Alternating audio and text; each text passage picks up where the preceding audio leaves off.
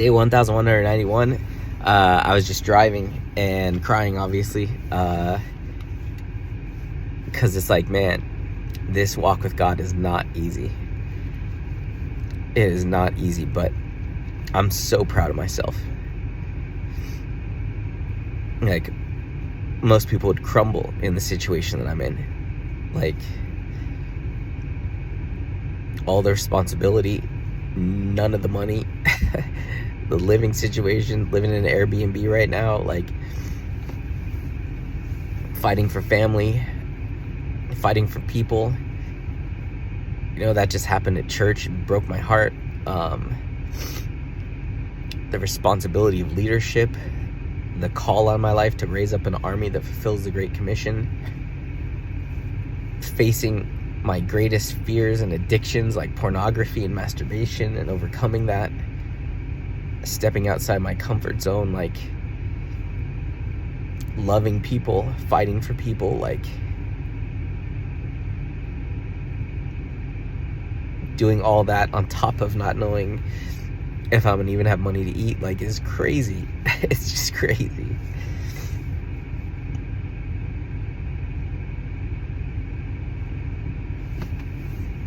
But I'm so grateful because it's changing me so much.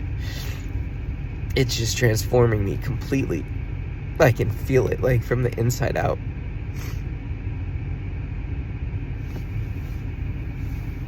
This is one of the hardest times of my life, but it's one of the best. Because I can feel the growth. I can feel the fear and all of that, but I can feel the growth. And it's just, like, amazing. Like, Jesus is real. The Bible's the truth. Like, this is all real. And he's using me as a demonstration of that. I know it. And so I was just like, man, this is hard, Lord, but thank you. Thank you for choosing me. Thank you for using me. And I'm so proud of myself. Like, the world will look at me and say, you're an idiot. Get a job, loser. But I know heaven is celebrating, and I know Jesus Christ is happy and proud.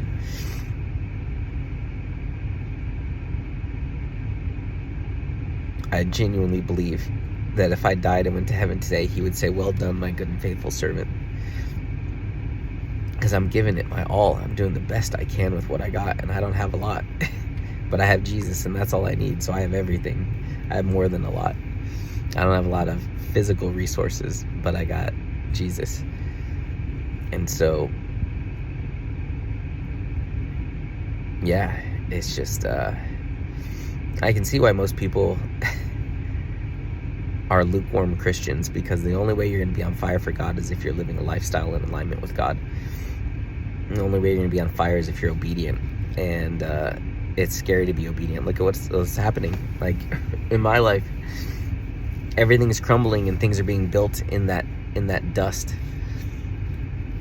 It's like, I feel like, you know, a forest fire, like when a forest fire burns down, all of that charcoal and all the minerals from the burnt wood goes into the soil and revitalizes and fuels the soil so new trees can grow and sprout. And so it's not actually a bad thing, it's a helpful thing.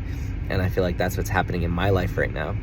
Like, I feel like everything's burning down, and that charcoal, that burnt wood, is being used to fuel the future. Like, the things that are falling apart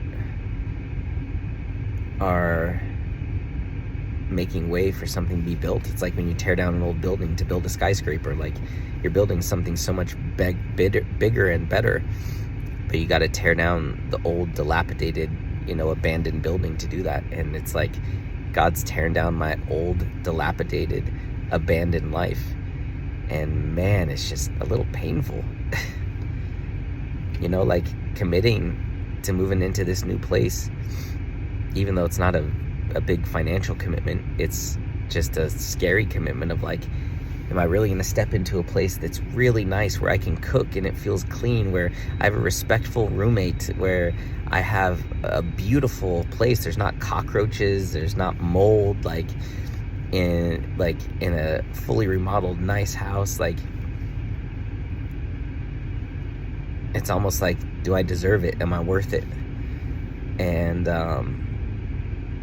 it's like God has just put it right in front of me. Like, the reality is, if we didn't get mold in our apartment and didn't have to move out right now, I probably would have stayed there for a long time, because it's safe and it's comfortable, even though I hate it.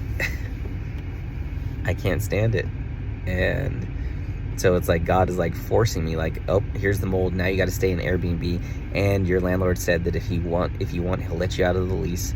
And so I can get out of the lease now anytime I want. And so it's just all right in front of me.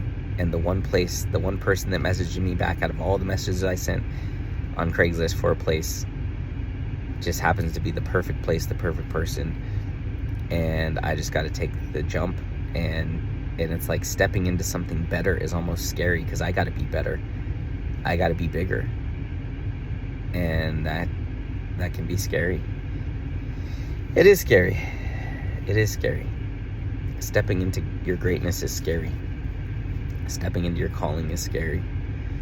But man, is it worth it. I've never felt so alive before, and passionate and on fire. You know, when I was talking to the associate pastor yesterday, he's like, no one can deny the passion that you have. Like, you are on fire. Your passion. And I was like, yeah, I know my calling and I'm walking in it. Like, that's why I think so many believers are lukewarm, because Christianity is a religion to them. It's not a lifestyle. They clock in and clock out. When you're a true Christian, there's no clocking in and clocking out. You're all in, period.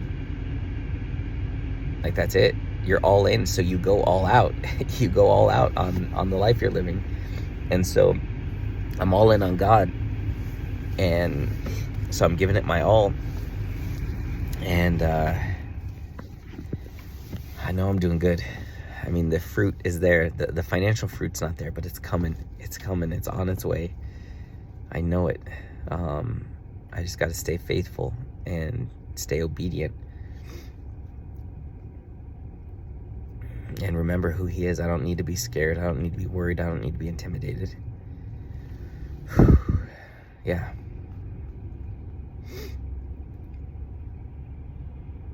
But I'm grateful that I'm going through all this. I'm grateful that it's not easy, because it's forcing me to grow. I need to shave this stupid thing. So, yeah. Man, this is intense. It's so intense. But I love it. It's so much better than the life I was living before. So, anyway, I get to go have breakfast. I get to break my fast. Today's 4 days, the 4th day. I haven't eaten in 3 days, and now a morning. So I get to go have breakfast. Thank God. Thank God I have some money for breakfast. So I'm going to get something and go to church and get work done. I got so much work to do. It's mind-boggling. I don't know how I'm going to do it all, but yeah, I can't wait till I have a team. Oh. So, teach me to do what pleases you, because you are my God. That's the verse of the day today. Teach me to do what pleases you, for you are my God. Yeah.